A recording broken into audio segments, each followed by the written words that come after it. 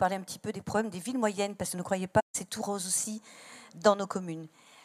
Par rapport à tout ce qui a été dit, j'ai essayé de trouver dans les cahiers de doléances des Gilets jaunes quelque chose qui pouvait être partagé par le maire de Montauban. Donc beaucoup de choses ont été dites sur le pouvoir d'achat. Moi, je voudrais vous parler d'injustice sociale. Et surtout, je voudrais vous remercier, Monsieur le Président, d'avoir accepté de ne pas occulter du débat le sujet de l'immigration. Montauban a connu en 2012, le 15 mars 2012, le premier attentat djihadiste proféré par Mohamed Merah, qui a, vous le savez, tiré sur 3 militaires du 17e régiment de parachutistes de Montauban. Un est survivant, il est tétraplégique aux Invalides. 8 jours après, c'était l'école juive de Toulouse. Vous connaissez ces faits de toute la France, ça n'est ému. C'était le premier d'une longue suite. Ce sont des sujets sur lesquels je suis très attentive et très inquiète aussi, puisque dans la ville de Montauban, qui est à peine à 50 km de Toulouse, nous avons plus ou moins répertorié avec M. le Préfet, nous n'avons pas beaucoup d'informations, au moins 70 fichiers S. Ce sont des sujets, peut-être que vous n'êtes pas dans votre ruralité, mais qui sont préoccupants. Il y a un an, un événement tragique a secoué la ville. Il s'agissait d'une grand-mère de 80 ans qui s'est faite agresser à son domicile, et pardonnez-moi si je suis triviale, s'est faite sodomiser par un Algérien qui était en situation irrégulière sous le coup d'un arrêté de reconduite à la frontière et qui n'était jamais reconduit à la frontière. Non, mais voilà, je savais que c'était un sujet sensible, mais Monsieur le Président nous a permis de l'aborder et je souhaite pouvoir l'aborder en toute simplicité. J'ai lu dans les cahiers de doléances qu'il fallait arrêter l'immigration massive. Ces personnes qui sont sur les ronds-points se sentent reléguées, oubliées de la République. Ces personnes qui sont sous les ronds-points, les Gilets jaunes, et j'ai des textes que je peux vous soumettre, mais je ne veux pas alourdir le débat, s'inquiètent d'être plus maltraités que de personnes qui viennent d'ailleurs. Ils l'expriment avec leur drapeau tricolore sur les ronds-points, ils l'expriment en chantant la Marseillaise quand ils défilent. Ce ne sont pas tous des casseurs. Moi, je les ai reçus dans ma mairie. Ce sont de pauvres gens. Ce sont des pauvres gens, mais qui se sentent maltraités, oubliés, autant que dans la ruralité. Par exemple, quand ils envoient dans leurs écoles leurs enfants, dans des écoles où leurs enfants sont minoritaires quand ils parlent français.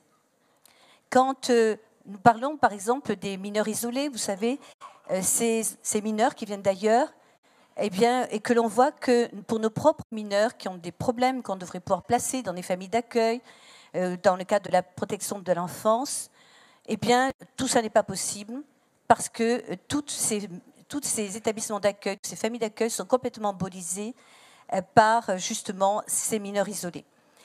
C'est un coût énorme pour la République, c'est 2 milliards d'euros par an.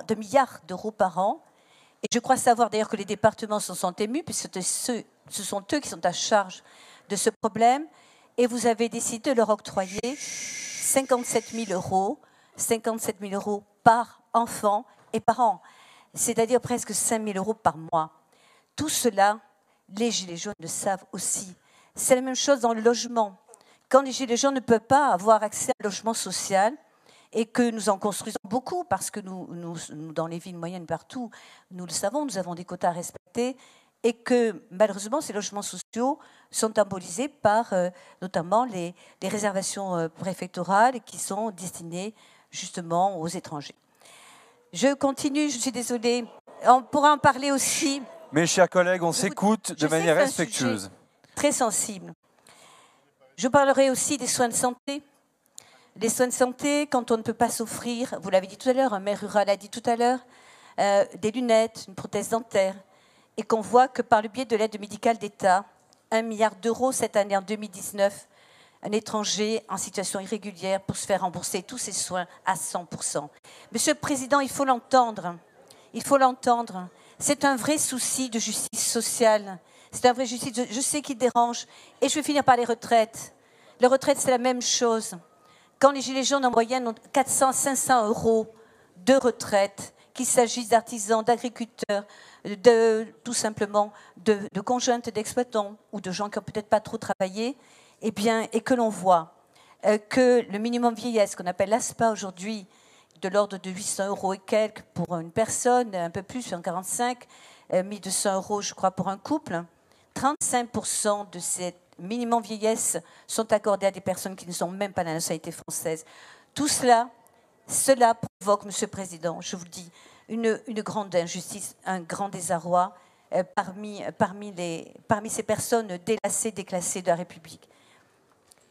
Et je dirais que pour les maires, peut-être n'êtes-vous pas confrontés à ce problème. Nous avons, madame, j'ai écouté des gens qui ne pensaient pas comme moi, madame, et je vous donnerai les cahiers de doléances des Gilets jaunes, je vous les montrerai. Je sais que c'est un sujet compliqué, et c'est un sujet difficile, que peut-être vous ne connaissez pas dans la ruralité, ben tant mieux, alors vous le connaissez. Donc essayez d'entendre. Le politiquement correct a fait trop de ravages dans ce pays, madame. J'en ai souffert moi-même, mais aujourd'hui j'ai décidé de ne plus me taire.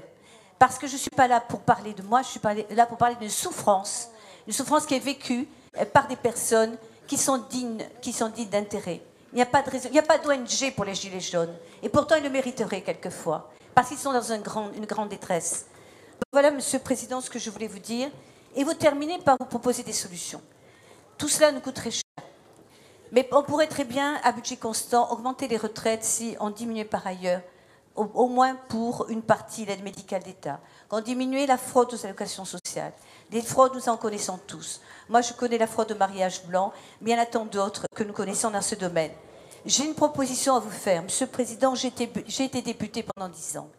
J'étais parlementaire en mission pour le plan de relance sur 4 régions, et je l'ai fait à coût constant, sans indemnité supplémentaire. Je crois savoir qu'il y a des autorités indépendantes qui coûtent cher. Je vous propose d'être candidate, Monsieur le Président, à lutter contre toutes les sortes de fraudes sociales qui multiplient le sentiment d'injustice ressenti par beaucoup de Français. Je vous remercie. Merci beaucoup. Non, mais, mesdames, messieurs les élus, c'est un débat républicain.